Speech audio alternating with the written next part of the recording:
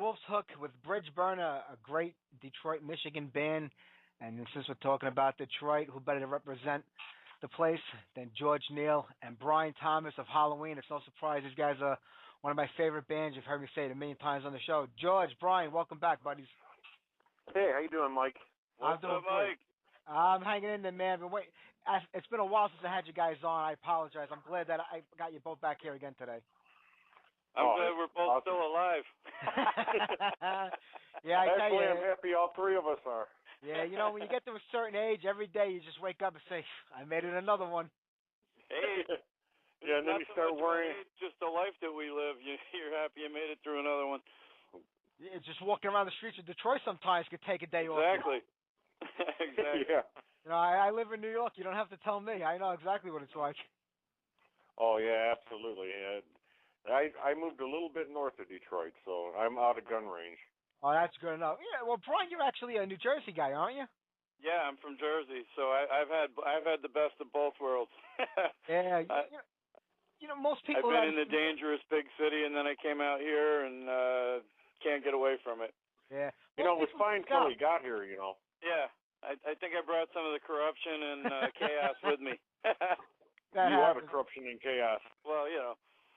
Well, how did you wind up there? I mean, was it for music or for a band, or was it because most people go down south? I married somebody, and her family moved out here, and the phone bill was really, really high. So I said, well, I guess we might as well just move out there. And if Kiss wrote Detroit Rock City, it's got to be a cool place. So I came out here, and you know, the rest is history. I hear that. Well, you know, the last time I had you guys on the show, you were still working on the Territory record. We played a song that you guys were working on at the time. It's been over a year now since it's been out. When you look back at it, because as a fan, when I listen to that record, I hate to say I think it's your best record because then it kind of takes away from all the other albums that you guys put out. But I mean, this album I always just found it amazing. I mean, it's like a story from start to finish. I love the passages that go between the songs. I mean, this is one album I would consider a masterpiece. You guys look at it? You know, personally, I mean, it's just my opinion, but I love all the songs we've done and all the records I felt the same way about. I'm happy that we're still able to write music that still speaks to an audience and that we still feel proud about. You know, there's no filler. Every song on the record, on all of our records, we gave 100% to. There's no doubt about it. You know, it goes back even to like, you know, the early days when you're a kid, you start the band, you play, and you're able to scrape out enough money to get into the studio. And, you know, all the money always went on the recording part. And then, like, you know, when it came time, like, you know, to engineer it, there was never any money left anyway because you spent all that money recording it. And I always kind of lacked. And people forget, you know, how important it is, you know, to get that right sound. And I can imagine the fatigue, like when you hear the same song over and over again 1,000 times, you just don't hear certain things after a while. You only hear, you know, bits and pieces, and it's always later on after the thing is done. You say, oh, shit, exactly. I missed the note, I forgot a word, I didn't do this, you know, and it's too late at that point in time to do anything about it. We're lucky that we have great fans and that they've supported everything that we've done. And, you know, the people that know us well, they know that, you know, we've been self-produced, you know, financed and working day jobs and just trying to keep this train on the tracks. And, you know, and we see other bands come out that are, you know, signed to a label, and we are with Pure Steel in Europe, but like over here in the States, we're kind of, you know, playing everything on our own and just trying to make it work. And, you know, the upside of that is that we still own all of our music, all of our royalties, and our, you know, our publishing is all with us. And other bands, you know, they come out with a label, and the label throws a little money at them, and they can come out with a poorly produced record too, and, you know, and they've got label money behind them. So in the big picture, you look at it and you think, you know, we're doing okay. Exactly. I mean, you can't be doing too bad because you got a lot of fans. People love you guys musically, and you know, Pure Steel over the last couple of years has been re-releasing a lot of the albums, and No One Gets Out is the latest one. Did you do anything? Was anything done differently to the songs for the re-release? They just actually they didn't do anything to the mix. They just tweaked up the. They remastered it, yeah. Okay. And we put it out with very similar to the original cover artwork.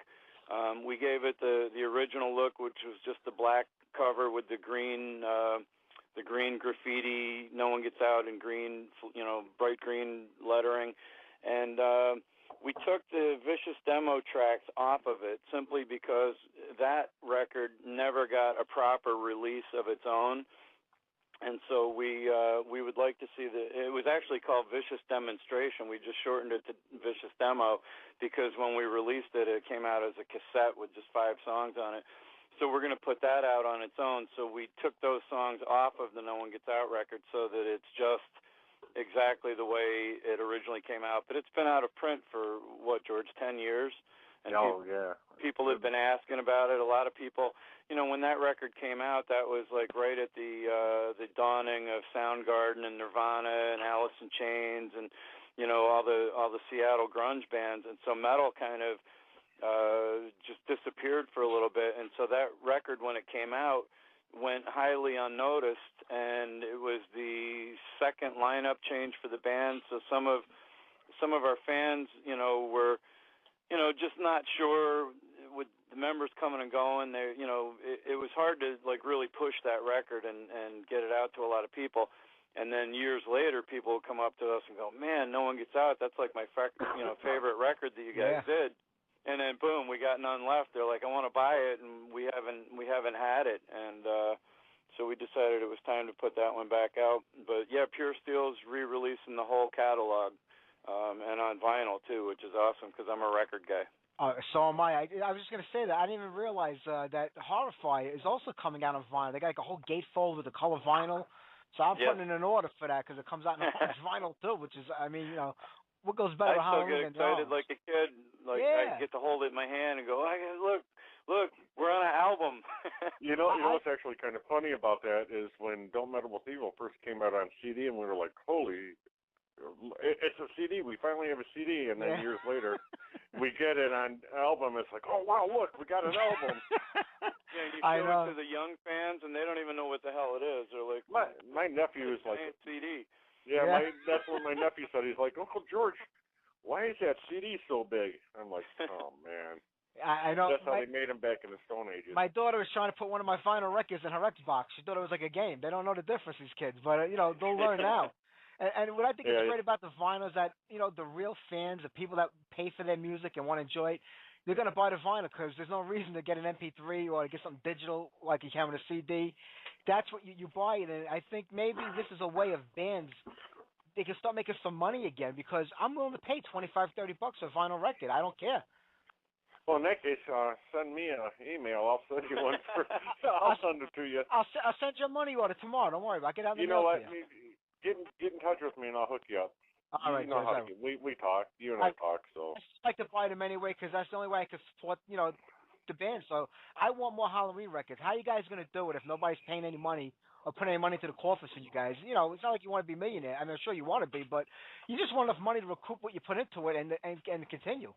Right. I always said when other bands around Detroit were all coming out and, they all aspired to be Led Zeppelin or Motley Crue or whatever. And it's like, who doesn't want to be like that big and get to that level? But I always said, and I still believe this today, it's like I would be happy to just be at the same level as like Motorhead, where everybody knows your name, you put out records and you tour, and that's your life. That would make me happy. I agree with you 100%. Like Motorhead, they'll never headline Madison Square Garden, but they play constantly to put out records. Everybody knows who they are, and I think that's more important to have the respect because look at Motley Crue today. They're true to what they do. They're a great band, and everybody, even grandparents, know who the hell they are. That's so true. I know you guys got a show coming up in May. And I know you guys both got different projects going on outside of Halloween to keep you busy. But how's the scene in Detroit today or in Michigan in general? I mean, I just played this band Wolf Hook. I don't know if you ever heard of those guys from the area. Yeah, they're playing with us on May 31st. In fact, I just heard you playing their songs. They're a great band. They've been around for a couple of years, but they're just starting to get some notice. Powerful singer and just like great guitar player. They're young guys, and the guitar player is 23, same age as our new guitar player, and I went and saw him a couple of weeks ago and just blown away by him. So we're excited that they're going to be on the show with us too. Yeah, there were a lot. I mean, you had a lot of great bands there. You had Seduce came out of there, Titan. Who else? Warhorse, Coven, the band Fatal. They were around for a while. Madam X, Messiah. I mean, is it still kind of active today? Like, at least with bands from your genre. So, that would be an answer for Brian because I haven't really been to the clubs. Yeah, I go out a lot. A lot of the bands that are out, there's some bands getting popular out here, but a lot of them are like way heavier than the old school stuff, which is cool too. But it's like as far as like really making a scene, Soldiers of Scrape, they're a great band and they draw really well. Motown Rage, they're kind of like if you're familiar with Head PE, they're kind of like a smoke a doobie and let's just hang out and jam. But they're really good. Razor Ray's amazing guitar player. There's a band that's kind of old school called Halstat that they're getting popular out here. Like we were saying, Wolfhook, Sordid Circle, Society Hostile. And of course the bands that George and I are in. Sins of a Madman is like the best Ozzy tribute band in the area.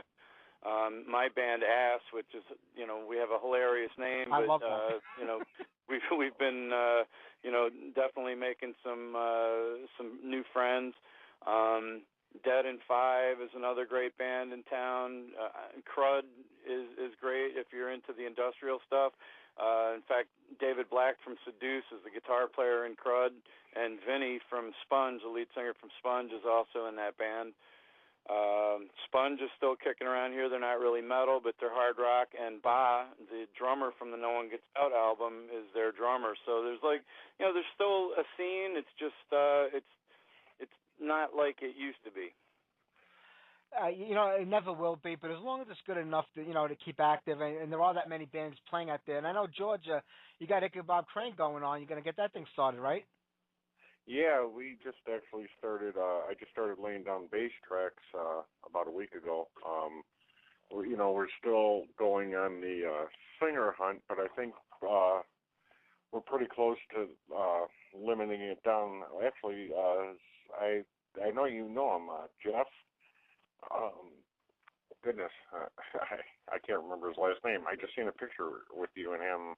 Eternal Metal. Yeah, Rose is his last name. Jeff, I know who you're talking about. Yeah, great singer, amazing singer. Oh, yeah, and that's just something on the side. Rick had asked me if I would cut some bass tracks and some keyboard stuff. That's what I'm doing in the Sins of the Madman. Is I'm doing keyboards, and asked me if I'd be interested in going on this album with him. So yeah, that hopefully it should be slated for some time in the fall. And if all goes well, Rick will get back into the music scene one way or another. Yeah. He's been out of it for a while. He did that Sleepy Hollow thing for a little while. That's right. I guess it didn't work out. Yeah. So, excuse me. So, yeah. I mean, that's so we can. He needed a kick in the ass to get playing again. It happens. Yeah, we went down to Atlanta last year for his birthday and surprised him and got up on stage and jammed about 5 Halloween tunes with his son playing drums. Yeah, phenomenal drummer too. That guy. That's cool. Yeah, so hopefully something will happen and he'll get back to playing again where he needs to be. That'd be great. And guys, you go back to the '80s. If I had to compare like bands, to like magicians, you guys like the David Copperfields, and the other Halloweens would be like the Doug Hennons, because once David Copperfield came out, the other band disappeared. Do you remember the other band Halloweens from Italy that came out in the mid '80s? Oh yeah. We heard about them. I've never really heard their stuff. I started hearing a little bit more about them lately.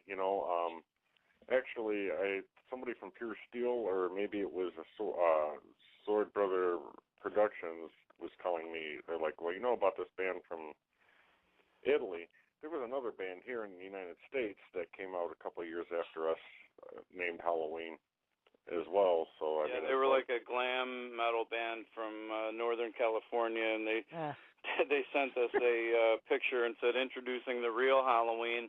Okay. And at the time we had a legal agreement with the guys in Halloween that we would go up against anybody that tried to infringe on our name.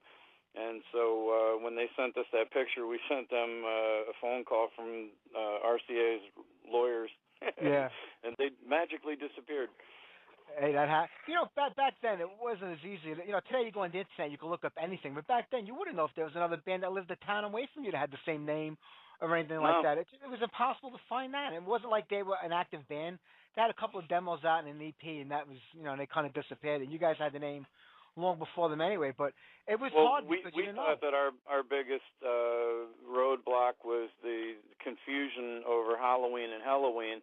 And, we talked to a few labels over the years, and that was always a major point of contention with the label, especially here in the States. It's funny, we go over to Europe and we play in Germany, and they know the difference between the two bands, and we don't have a bunch of Halloween fans showing up at Halloween shows. It's like they come out and they know our songs and they sing the words back to us.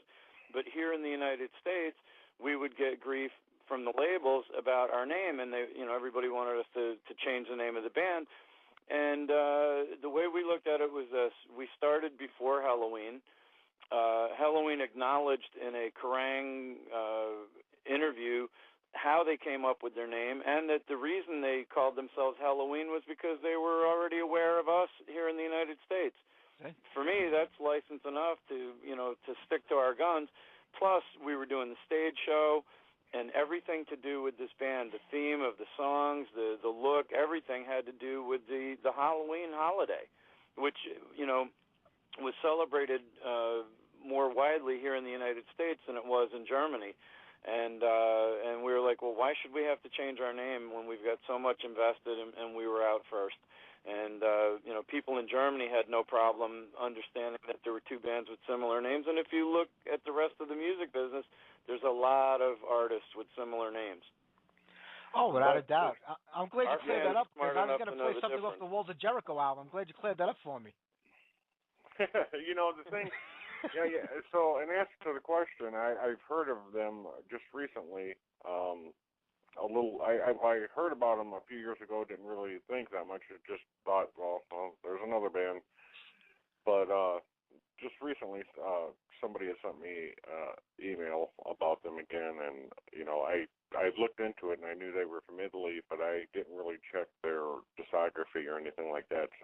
Do they have albums out? Nah, I think they had one EP that they put out. I think it really was the first demo tape. They just kind of put out on they really didn't have much out. There was really not much output from those guys at all. They were like, fly by night type of group. They're here and gone. Yeah.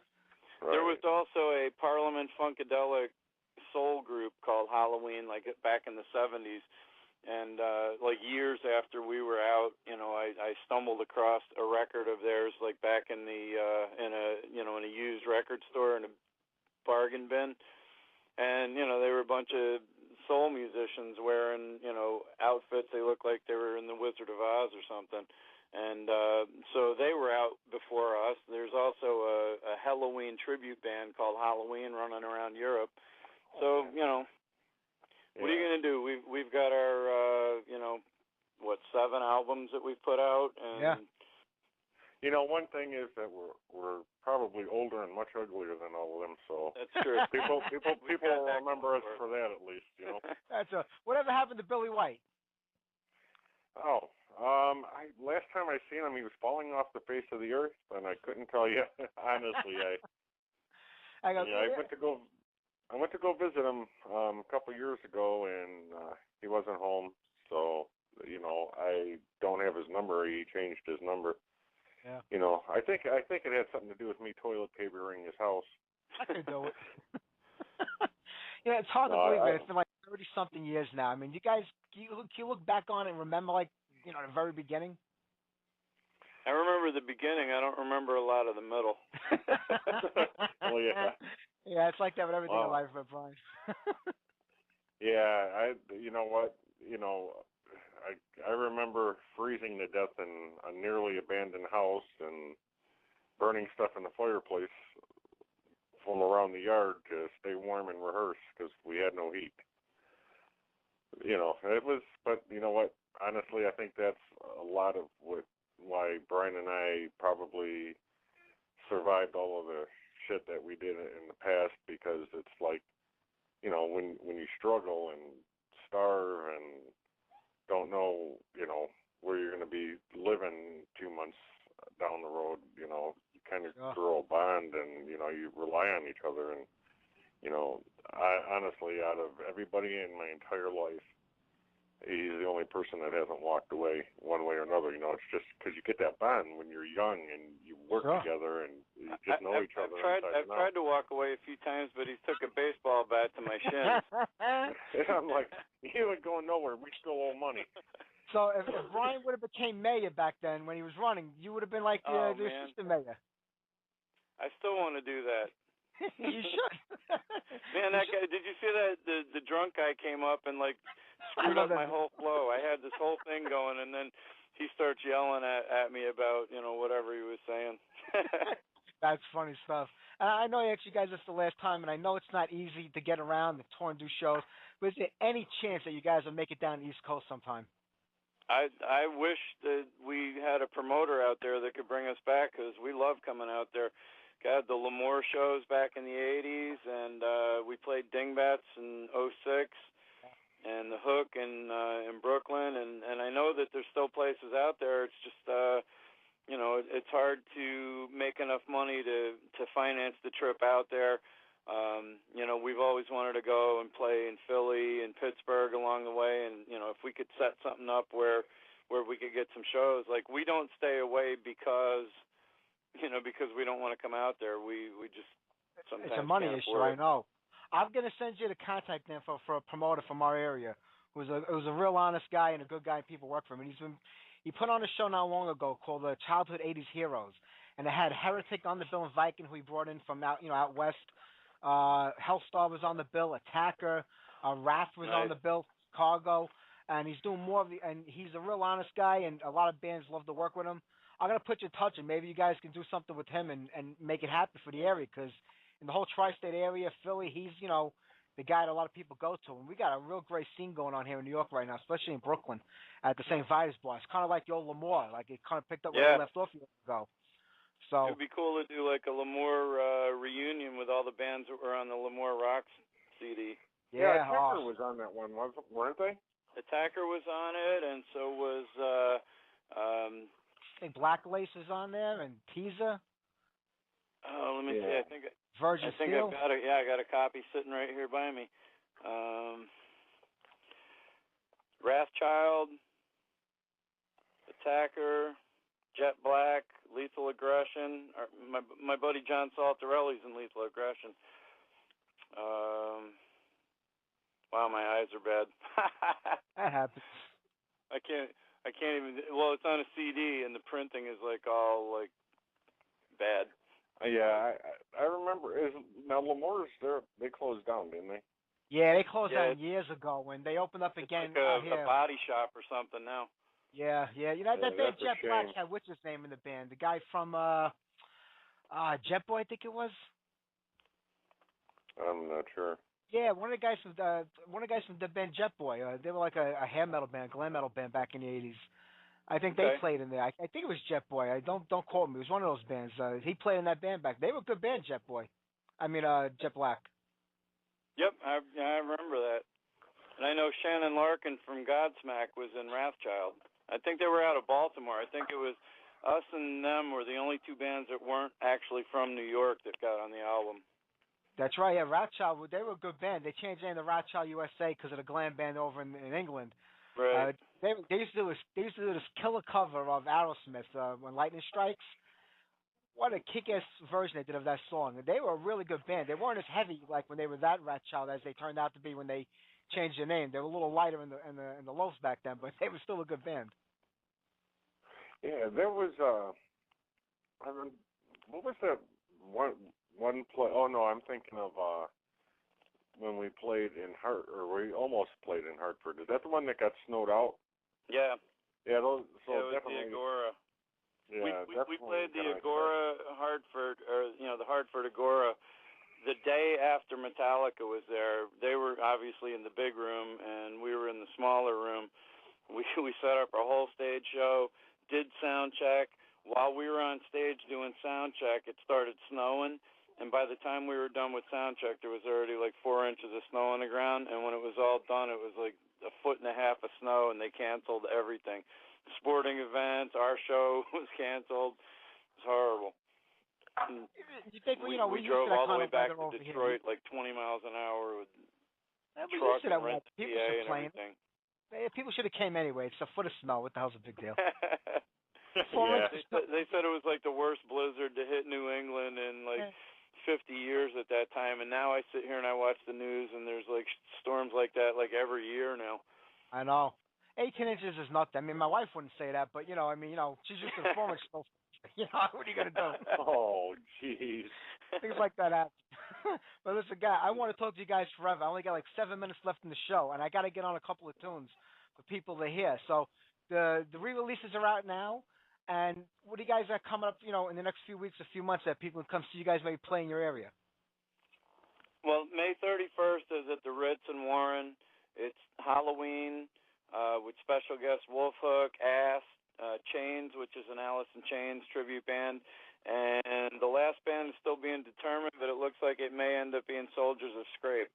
And then it's our 30th anniversary this year, so during the summer we're hoping to get some outdoor festivals, and around October, around our anniversary, we're looking to do something really big.